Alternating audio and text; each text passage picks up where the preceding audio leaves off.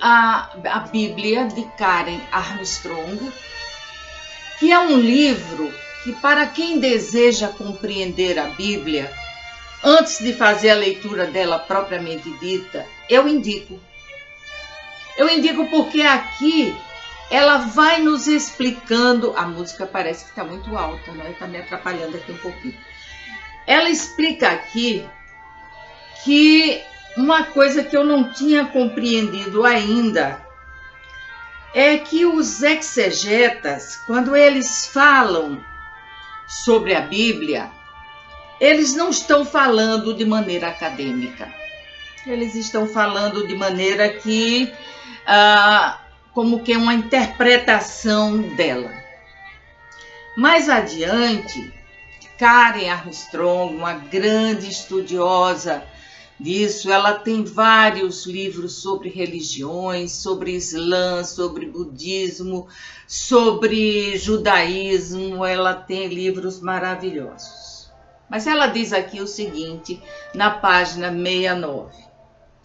As escrituras cristãs foram redigidas em momentos diferentes, em regiões diversas e para audiências muito díspares, mas compartilhavam uma linguagem e um conjunto de símbolos derivado da lei dos profetas, bem como de textos do final do período do Segundo Templo.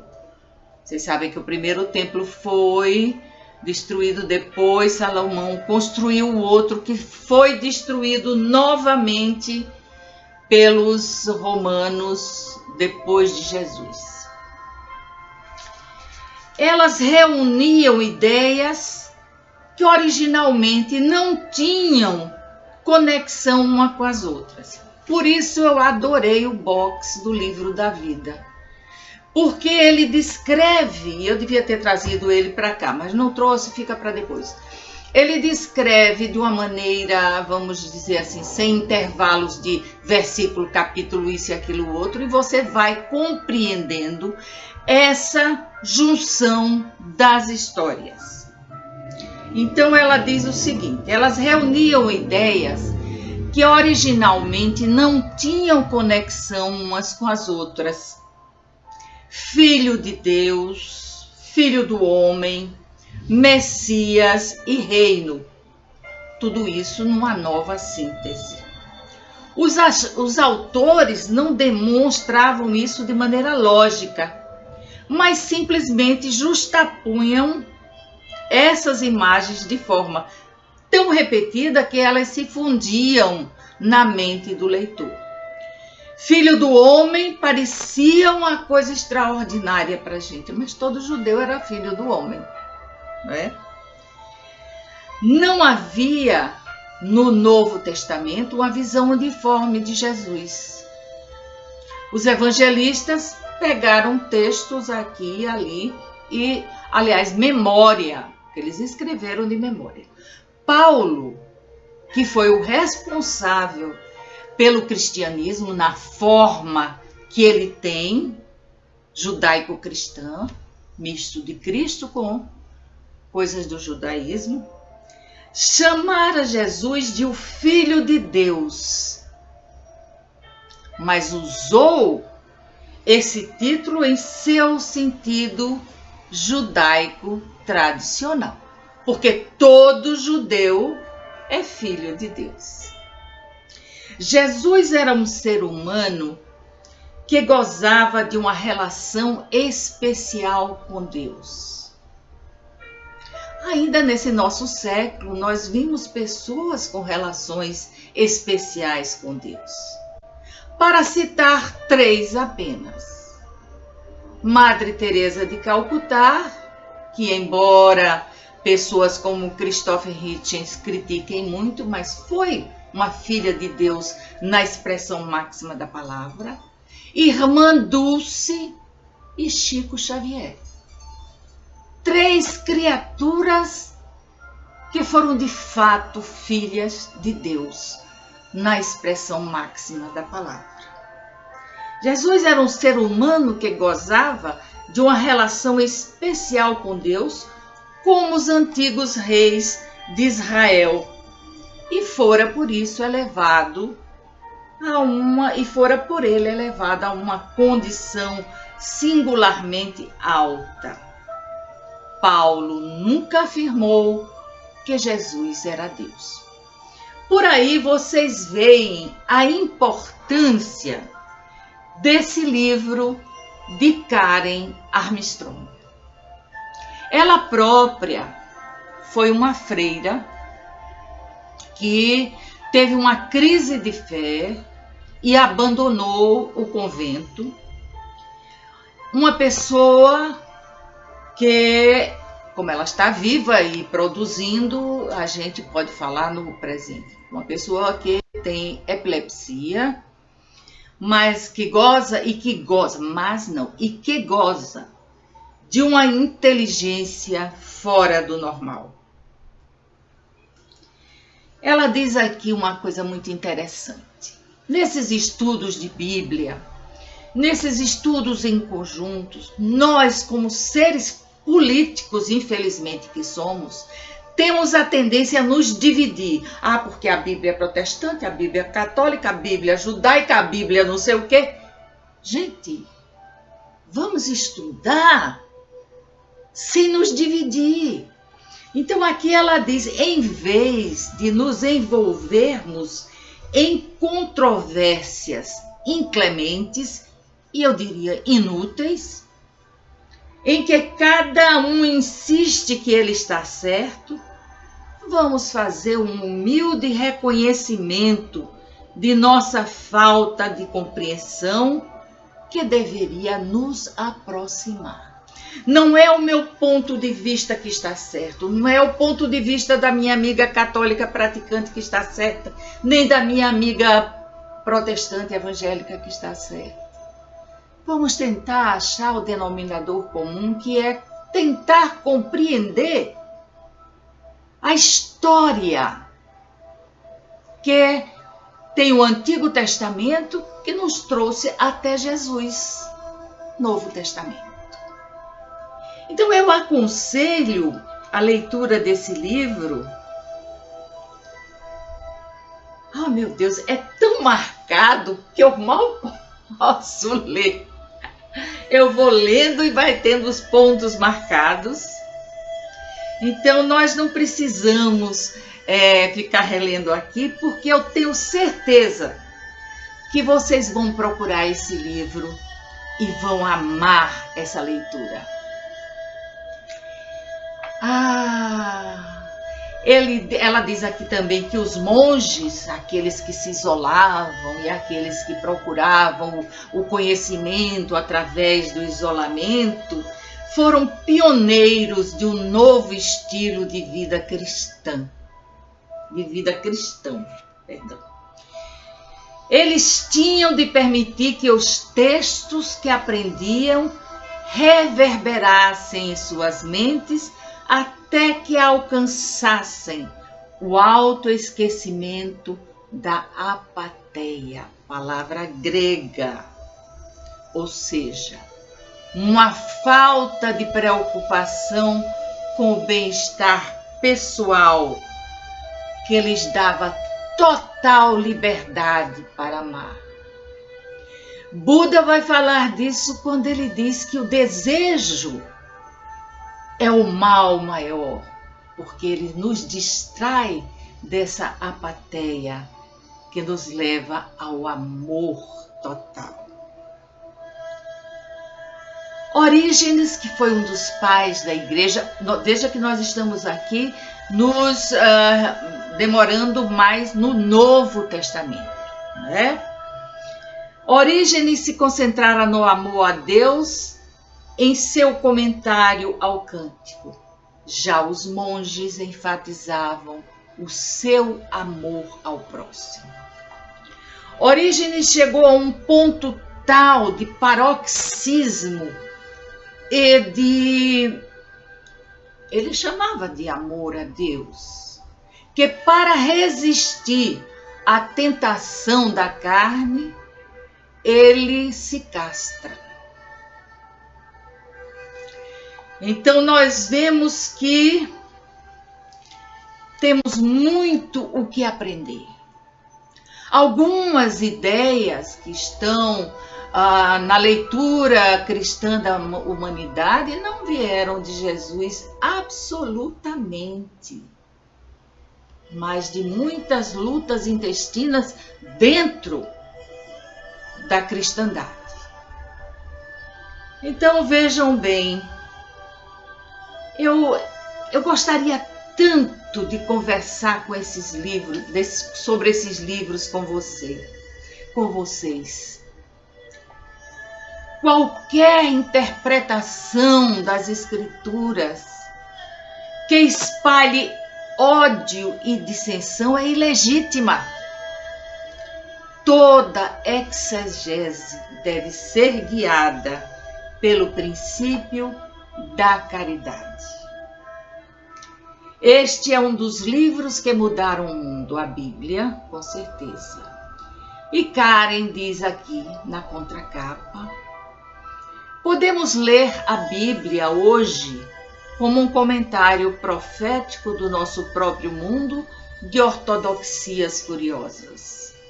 Mas ela pode nos proporcionar a distância compassiva para compreender os perigos desse dogmatismo estridente e substituí-lo por um pluralismo purificado. Eu não creio muito em purificações. E vou lhes dizer mais, não sou uma pessoa religiosa. Pratico o espiritismo como filosofia, mas não fico apegada só ao que Kardec escreveu. Absolutamente não. Leio tudo. E um amigo que me corrigiu no Instagram, quando eu disse que tinha sido João o apóstolo que tinha dito: meus filhinhos, lê de tudo, retende o que é bom. Não foi João, foi Paulo. Ele me corrigiu. Muito obrigada, meu amigo. Muito obrigada. Então, vamos ler? Vamos ler a Bíblia de Karen Armstrong? Eu gostaria de pegar esse gancho aqui e falar sobre religião, religiões, religiosismo, mas também trazer o seu oposto. Olha aqui, um oposto de peso. Quebrando o encanto, Daniel C. Dennett. Um ateu famoso, um pensador famoso, considerado uma das mentes mais brilhantes do nosso tempo. Eu acho que às vezes é um pouco de arrogância dele, mas enfim, esse aqui também eu li todo, li, reli, emprestei a amigos, que eu tenho amigos maravilhosos que pensam. O nosso pensamento livre é uma maravilha. Nada deve nos restringir. Daniel diz aqui nessa página: mas qualquer pessoa que tenha abordado um problema realmente difícil sabe que uma das tarefas mais árduas é encontrar as perguntas certas e a ordem certa de fazer perguntas. Não existem perguntas tolas, respostas tolas muitas, não é? Mas as perguntas certas para problemas realmente difíceis é muito interessante. Ele diz mais aqui: quanto mais cedo começarmos a estudar a religião do ponto de vista científico, mais cedo serão acalmados seus mais profundos temores. Porque nós somos pessoas divididas em crer, não crer. Eu creio, mas eu não creio, mas. Outro dia eu estava assisti Leandro Carnal e assisti Luiz Felipe Pondé, porque Leandro Carnal, dizendo porque se tornou ateu, Pondé a mesma coisa. E nenhum dos dois respondeu corretamente, na minha opinião. Eles inventaram isso, inventaram aquilo, passaram isso, contemporizaram, saíram pela perna de pinto, pela perna de pato e ficaram bem na foto. Mas existem momentos em que a fé vai embora. E isso é muito sério. Esse aqui, eu estava lendo aqui que apareceu, eu adoro quando a senhora fala dos livros complexos. Eu gosto de falar de livros complexos. Eu falo de romances leves e de tudo, porque eu entendo, eu ainda não estou mentalmente tão distante da juventude que eu não posso entender o que passa nas lindas cabecinhas queridas e amadas.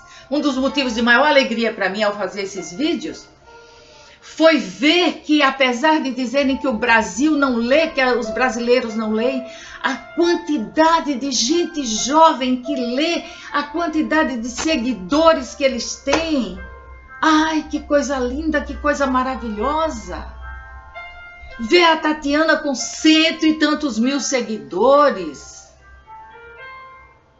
Ver a Ana Lau com não sei quantos mil seguidores, a Bruna com não sei quantos mil seguidores do estilo literário. A Ana Lau é da literatura policial. Então lemos sim, que conversa é essa? Agora vamos para livros sérios? Não é que livro policial não seja sério, eu adoro. Não é que Metamorfoses de Ovídio não tenha sido a coisa mais linda que eu li nos últimos tempos. Não é que Ao Farol de Virginia Woolf não tenha tirado de mim uma emoção muito profunda. Esse ano dessa pandemia foi um ano importante e especial para mim. Importante porque eu conheci pessoas como Carla, vou reservar aqui o nome dela, o sobrenome, mas que me apresentou a Tatiana Feltrin. Tatiana já me apresentou a outras pessoas e eu fui procurando e fui despertando, porque eu dizia antigamente às minhas filhas que eu nunca tinha encontrado minha tribo, porque onde eu trabalhava as pessoas não gostam muito de ler, elas só leem sobre espiritismo. E depois de algum tempo isso se esgota, a gente lê. Então eu acho que outros livros produzem novos pensamentos, nova abertura de pensar. Mas agora eu achei minha tribo, achei minha gangue, adorei, meu Deus, eu estou adorando. Tem me ajudado a atravessar esses meses terríveis. Como sou do grupo de risco, 8 meses que eu não saio. Saí umas 2 vezes, mas com um protocolo tão grande que eu prefiro ficar em casa. Então, Daniel Dennett, Quebrando o Encanto. Quebrando o Encanto. Editora Globo. Tradução de Helena Londres. Vejam aqui o que eu coloquei. Relendo, perdi o primeiro, comprei outro, 2015. Relendo, 2019, abril. Eu releio, anoto e torno a anotar e me apaixono. Karen é editora Zahar, sempre uma excelência. Tradução Maria Luísa Borges. A data: Barra de Jiquiriçá, Bahia, 1º de janeiro de 2008, 10h30 da manhã. Candeias, releitura. Candeias é Pernambuco. Releitura 29/4/2019, às 3h15 da tarde. Queridos, queridas, um bom dia. E voltaremos a essa conversa, conforme seja à vontade de vocês. Um abraço bem grande.